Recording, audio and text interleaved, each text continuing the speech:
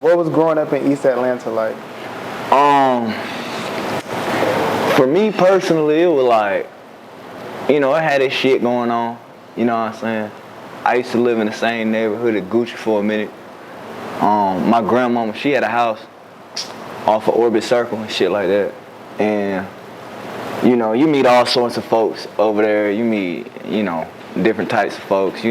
It had its problems. I had my folks over there. I had, my traumas over there, all sorts of shit like that. But at the end of the day, east side to east side, boy, wild and reckless, you feel me? But, it kind of made me who I was, but then me glancing at the east side for what it was, it kind of had me like, why is it like this? Why are black folk in this situation?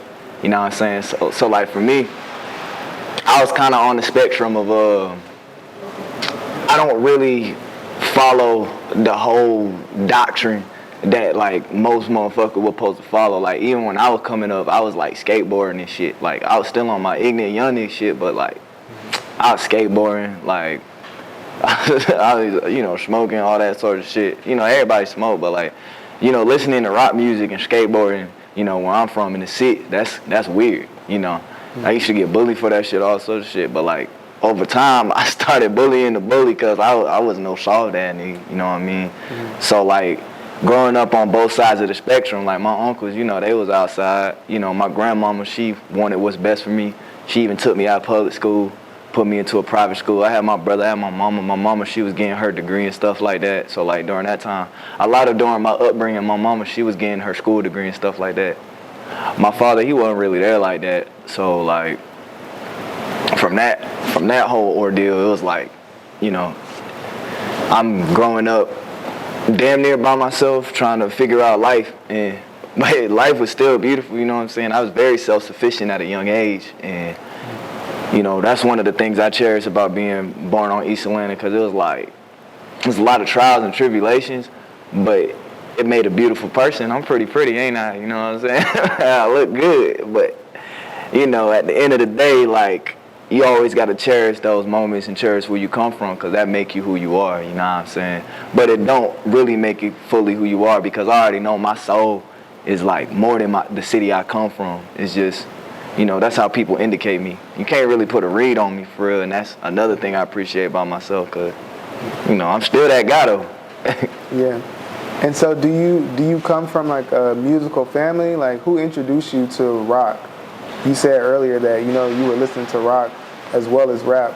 Did that come from your mother, your father? That came from a mixture of a lot of folk, actually. Like my cousin, he was one of the first people that introduced me to shit.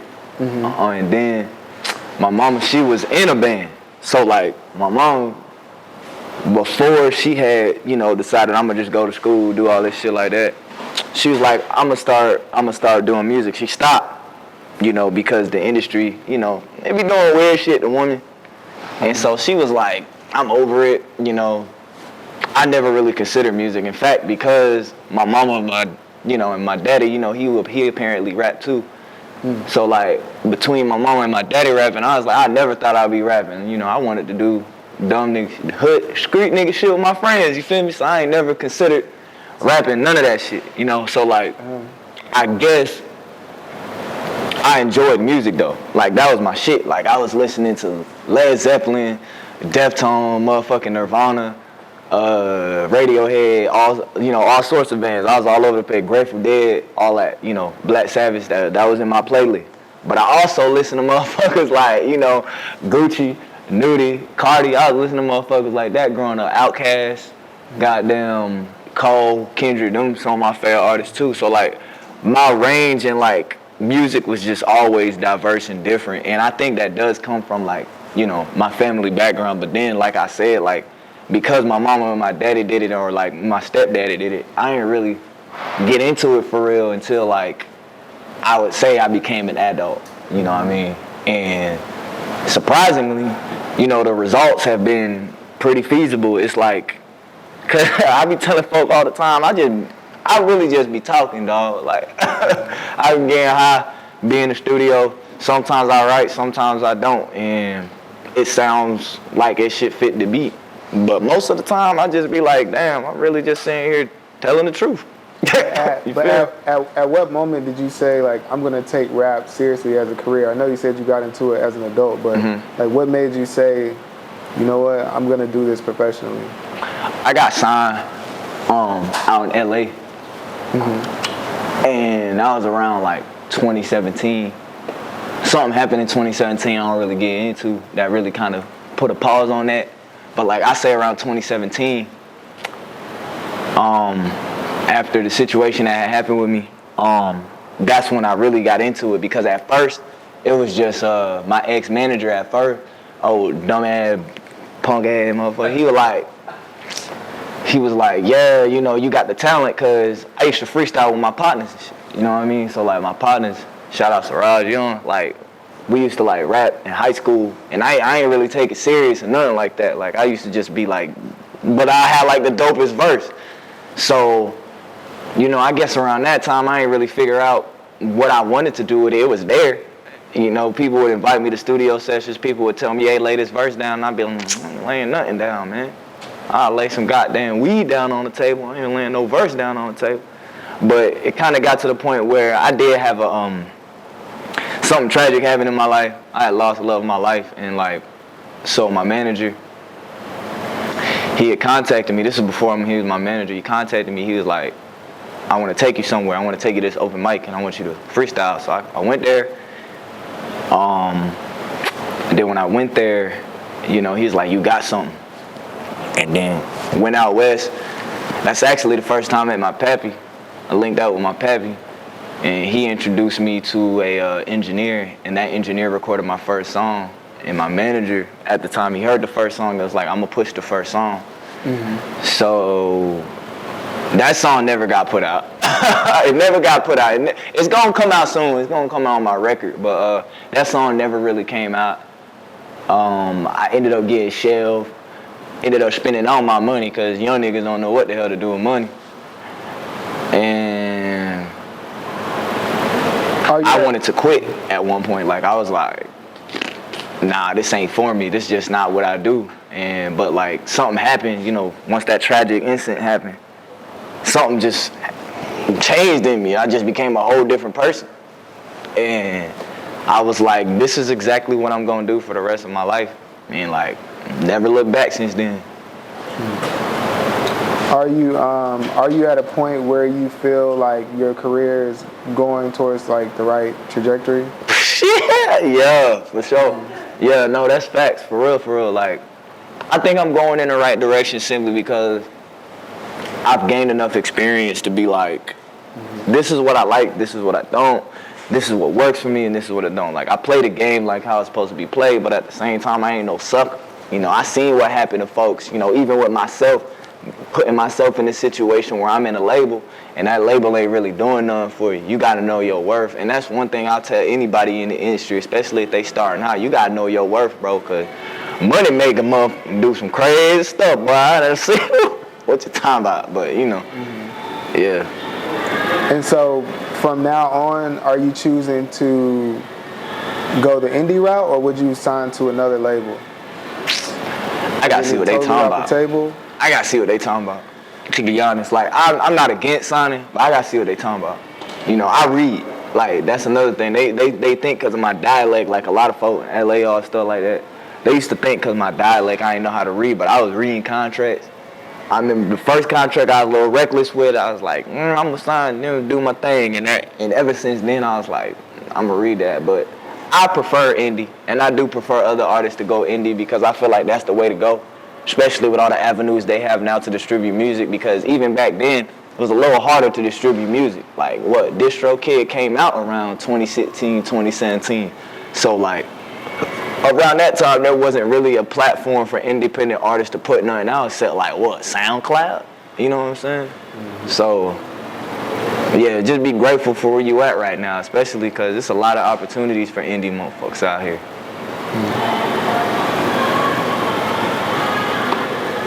So,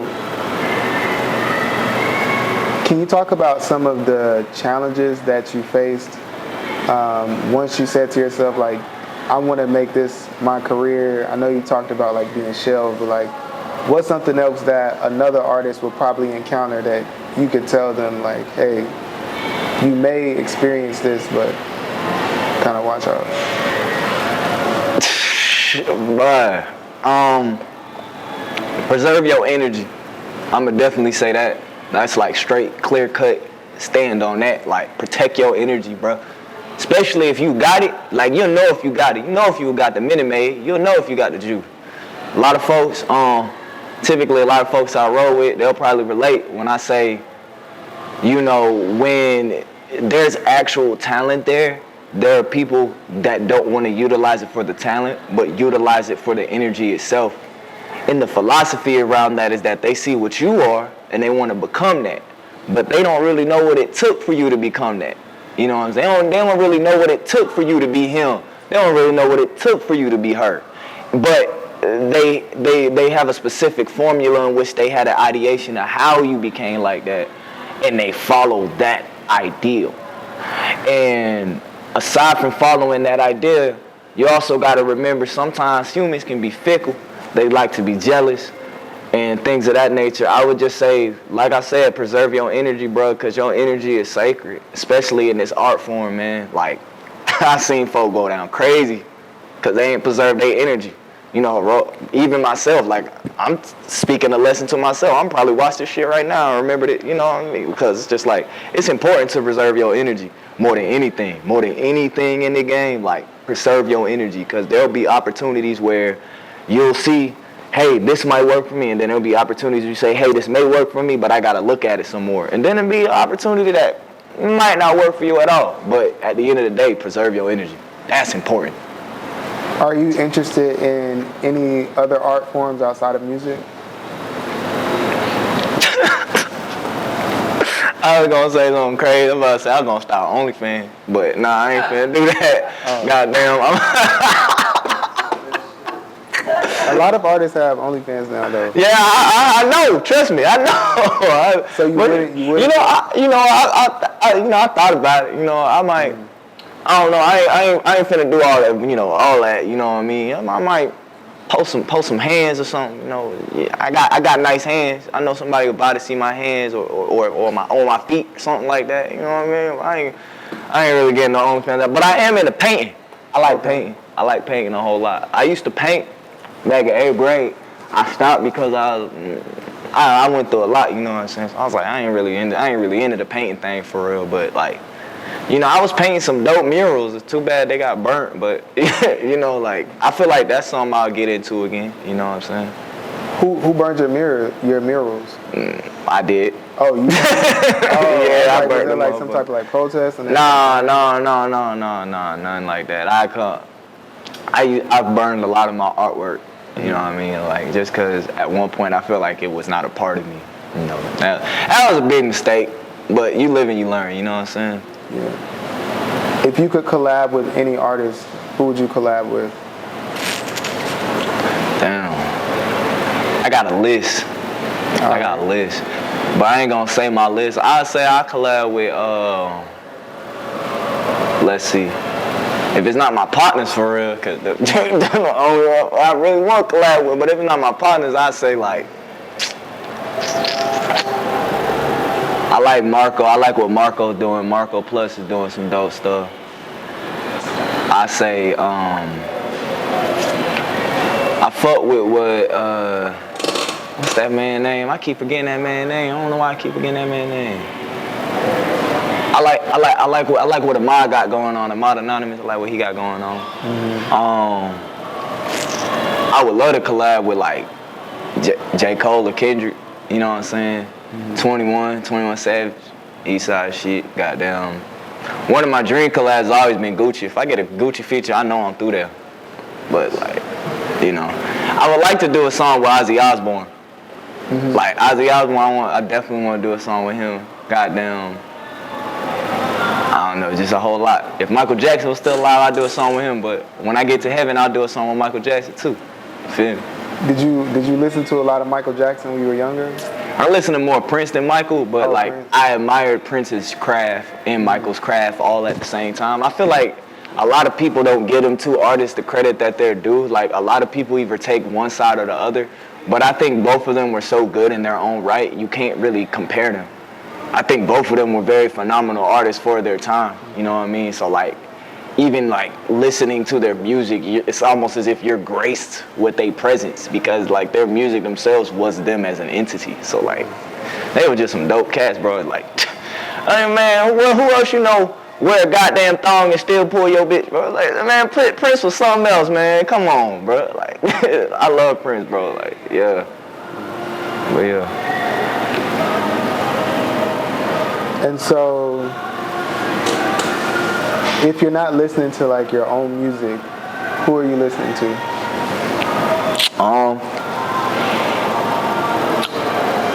380. Okay, so your group.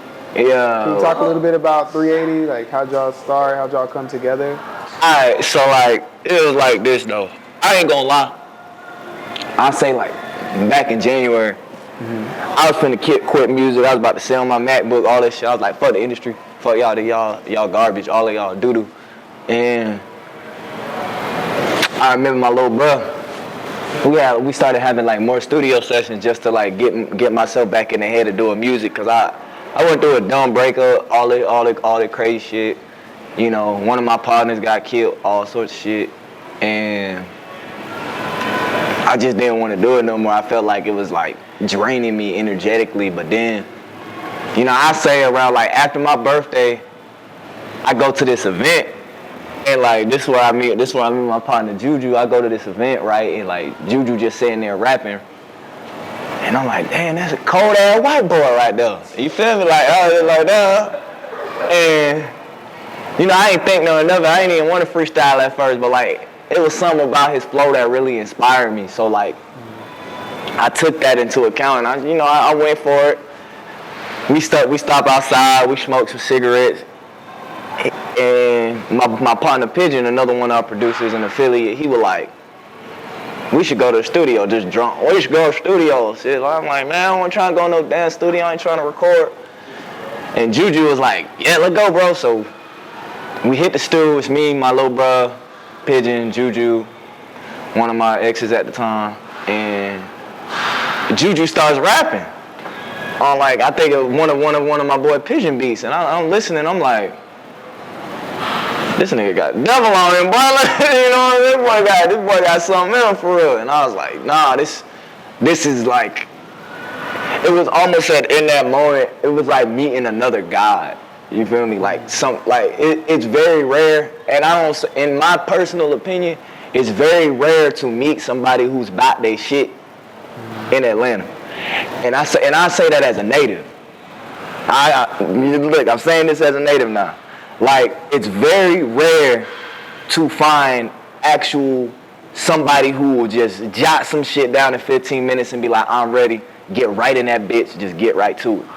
That's a different type of energy.